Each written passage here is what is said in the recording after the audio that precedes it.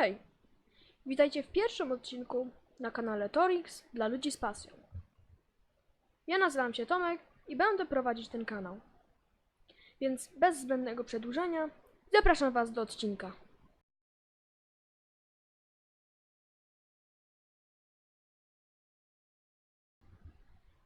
Tak jak powiedziałem przed chwilą, jest to pierwszy odcinek na kanale, ale jest to również pierwszy odcinek z serii Kurs C++, jaką będę prowadzić na tym kanale. Znam się trochę na tym, więc myślę, że wielu osobom, które by chciały się nauczyć, pomogę jakoś. Pierwszą rzeczą, jaką musimy zrobić, jest pobranie naszego IDE, czyli środowiska, w którym będziemy programować. Wpisujemy sobie code blocks, na przykład w Google'ach, i wchodzimy w pierwszy link codeblocks.org, zakładkę Downloads, Binary Relays, Windows XP, Vista 7, 8, X i 10, to nas interesuje. Jeśli ktoś ma Linuxa, to również jest tu wersja dla Linuxa. Jeśli ktoś ma Maca, również jest wersja dla Maca. Wchodzimy sobie w pierwszy, CodeBlocks 17.12 setup.exe, search for .NET. No i normalnie przeprowadzamy instalację. Gdy już zainstalujemy sobie nasze CodeBlocks, powinno wyglądać nam to tak. Oczywiście już po uruchomieniu. I pierwszą rzeczą, jaką zrobimy, jest Create New Project. Mamy tu różne projekty, że tak się wyrażę, ale nas interesuje na razie tylko Console Application.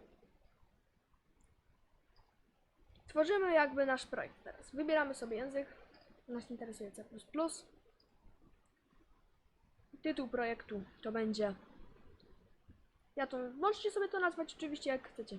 Ja to nazwę Tutorial 1. Tutaj ważne, żeby wybrać GNU GCC Compiler. Nie jakiś inny, tylko GNU GCC Compiler. I reszta nas nie interesuje. Dobrze.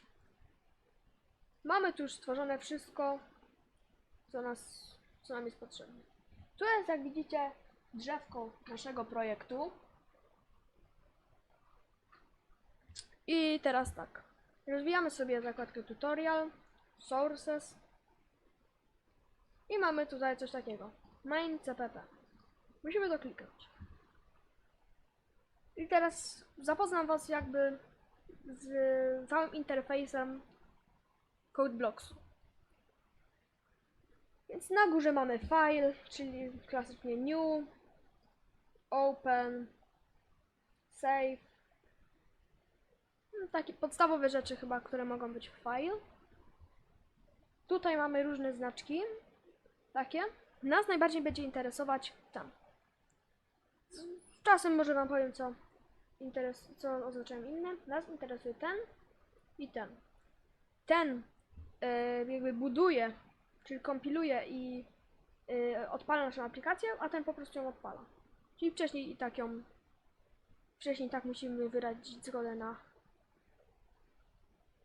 na skompilowanie jej. Tu mamy nasz main CPP, czyli główny program, linijka po linijce. Wy na pewno jeszcze nie rozumiecie, co poszczególna linijka oznacza, ale spokojnie, za niedługo będzie to dla Was normalne. Będziecie mogli z pamięci wyklepać cały ten początek, jak się zaczyna aplikacja konsolowa. No więc dalej, co tu mamy? Build log, czyli jak sobie odpalimy tą aplikację. O, tutaj czy chcesz zbudować ten projekt? Klikamy tak. On się teraz tu robi. Wyświetlił nam Hello World. No i teraz tutaj to samo, tylko że bez tego pytania.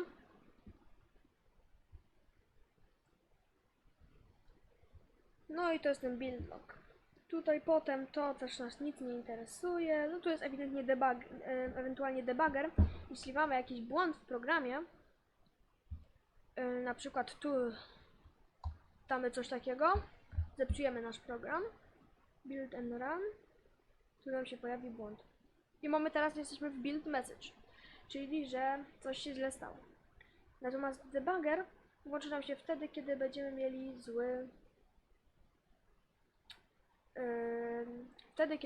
mieli zły błąd w kompilatorze. Naciętuję sobie to bardziej.